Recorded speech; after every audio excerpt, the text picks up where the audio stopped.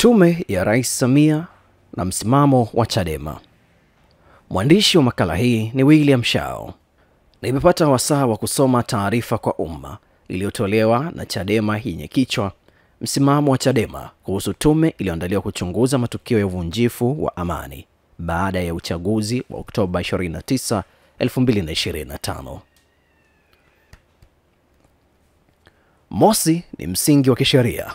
Swali ni je, uundwaji wa tume hiyo una legality? Una uhalali? Moja, kifungu cha 3 cha sheria ya tume ya uchunguzi kinampa rais mamlaka ya kuunda tume yote ya uchunguzi kwa madhumuni ya kuchunguza jambo lolote la maslahi ya umma. Kwa mantiki hii kisheria, yani legally speaking, Rais Samia ana mamlaka halali, lawful authority, ya kuunda tume hii. Hakuna kifungu kwenye sheria kinachosema kwamba kama kuna tuhuma dhidi ya serikali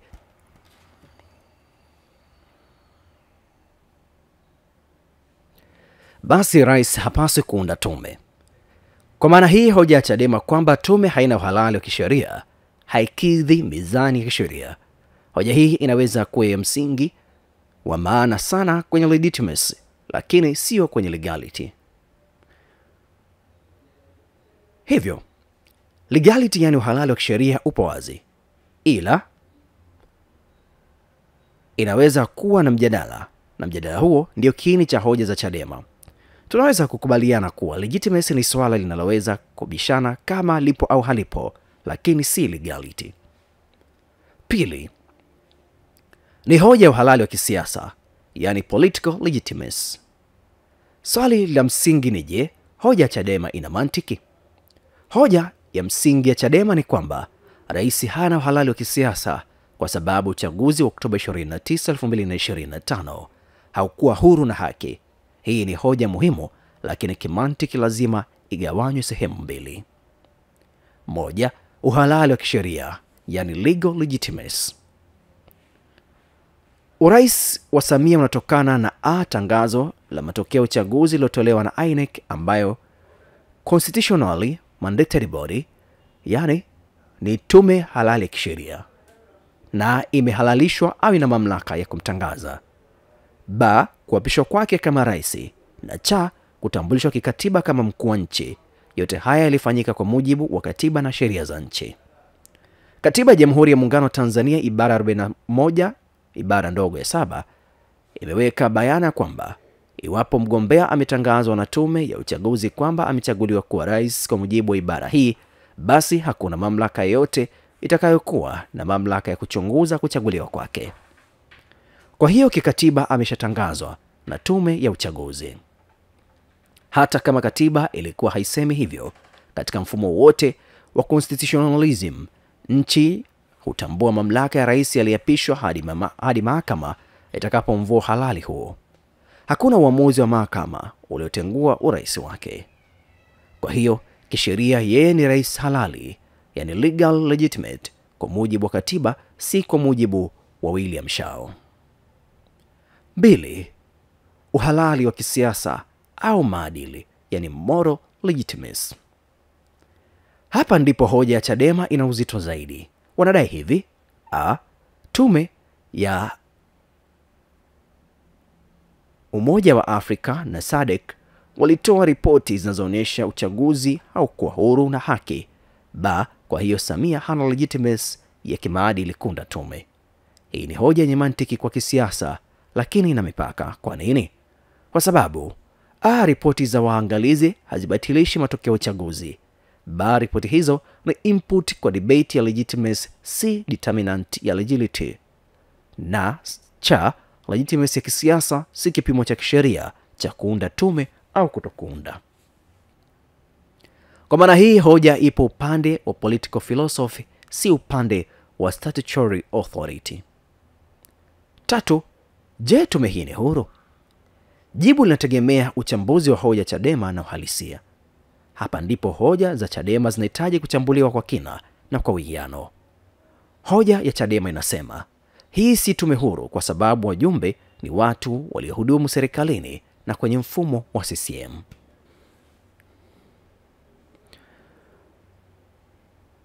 Uchambuzi wa hili unahitaji kutazama mambo kwa miwani ya mantiki. Moja, sheria ya tume za uchunguzi hairuhusu wala kuzuia rais kuteua watu waliowahi kufanya kazi serikalini. Kimsingi, tume nyingi duniani, mfano Afrika Kusini, Marekani Inquiry, Uingereza Hutton Inquiry, Kenya Waki Commission, ziliongozwa na zinaongozwa na majaji wastaafu au watendaji wastaafu. 2. Jaji Chande Othman ni miongoni mwa majaji wanaotambuliwa kitaifa na kimataifa kwa integrity. Alihudumu pia kwenye UN Investigations na International Advisory Panels. Kwa hiyo hoja ya kwamba mtu aliwahi kutumikia serikali automatically haiko huru si hoja moja kwa moja kisheria. 3. Hata hivyo, hoja ya Chadema ina msingi wa legitimacy. Ikiwa tume inachunguza tuhuma zinazohusiana na dola, ni busara, sio lazima, lakini muhimu kuwa na wajumbe wasiokuwa na mgongano wa kimaslahi. Kwa hiyo kisheria tume inaweza kuwa huru kwa kuwa inatekeleza kazi chini ya sheria, lakini kimaadili inaweza kuwa na mgogoro iwapo wanaonekana kuwa sehemu ya mfumo unaotuhumiwa. Hapa tunapata mgawanyiko kati ya legality na legitimacy. 4. Nimeisoma hoja ya mtuhumiwa kujichunguza. Je, ni hoja yenye mantiki? Hoja ya Chadema inasema haiwezekani mtuhumiwa kujichunguza mwenyewe halafu tutarajie haki. Kimantiki, hoja hii ina uzito mkubwa kupima legitimacy. Kwa nini? Sababu ziko 3. Tume inachunguza matokeo yaliyotokea wakati wa uchaguzi.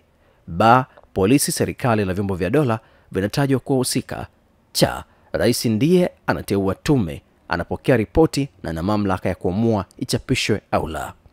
Kwa hiyo kuna structural conflict of interest ambayo haiwezi kupuuzwa.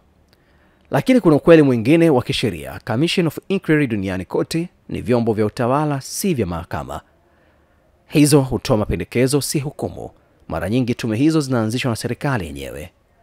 Kwa hiyo pointi ya Chadema ina hoja kisiasa, ina hoja kimaadili, lakini haina nguvu ya kisheria kusimamisha au kuzuia tume. 5. Chadema imeleta hoja ya kutaka iundwe tume huru ya kimataifa. Je, madai yanayoweza kutekelezwa haya?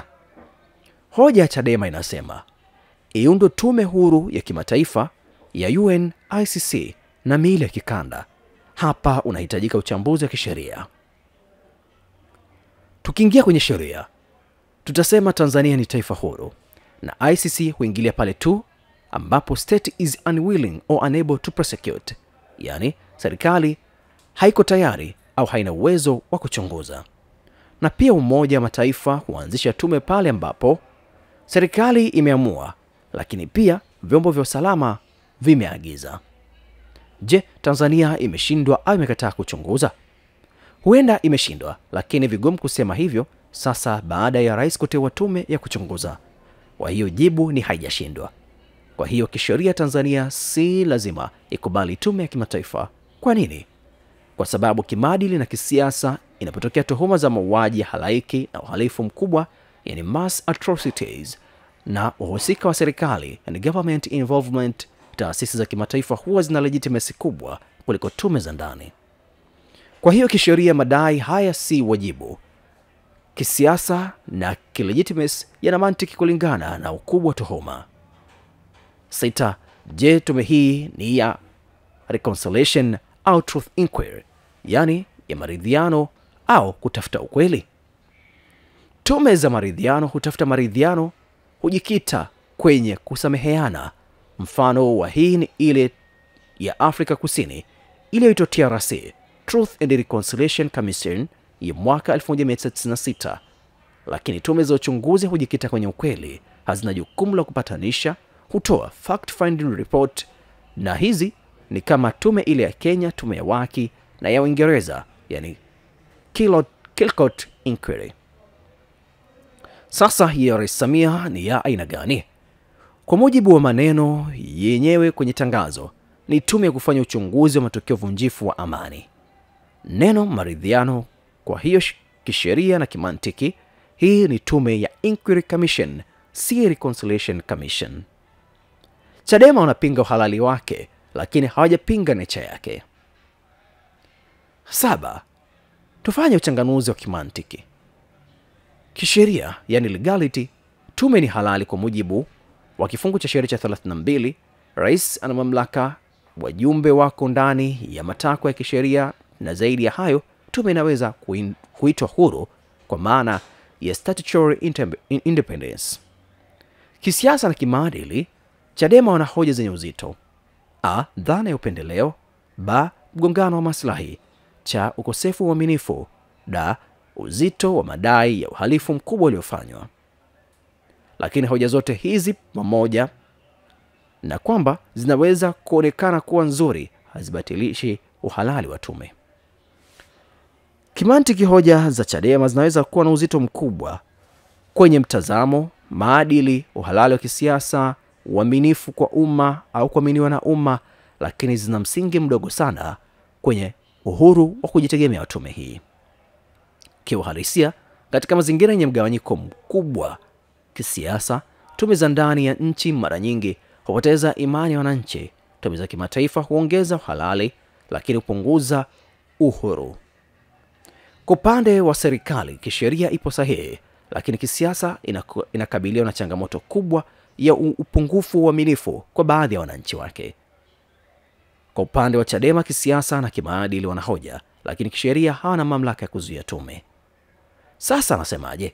Kwa kuzingatia sheria ya tume uchunguzi, kanuni za utawala, tafiti za political legitimacy na mifumo ya kimataifa ya tume za uchunguzi, tume hii ni halali kwa mujibu wa sheria, lakini ina changamoto mkubwa wa kuaminika inayohitaji kushughulikiwa kisiasa na hata kijamii. Chadema wana hoja zenye maeneo kama mtazamo wa mgongano wa maslahi wa wajumbe wa tume, imani ya kisiasa, uwezo wa kuaminika na uhalali wa kimaadili. Lakini hoja zao zinakuwa dhaifu pale zinapojaribu kupinga uhalali, kudai kwamba wajumbe wote ni washiriki wa maafa bila ushahidi, na kuhitimisha kuwa tume haiwezi kutoa kweli. Kwa hiyo, kwa mantiki, kisheria serikali kwa sahihi, kimaadili na kisiasa Chadema wana hoja ya msingi, ingawa si lazima wawe sahihi. Kitaalam, tume hii ni ya uchunguzi wa ukweli, truth inquiry, na si maridhiano, yani reconciliation. Kisayansi, ukweli wa matukio unahitaji chombo chochote chenye credibility ya kutosha kupata ushahidi bila vikwazo. Imeandikwa na William Shao.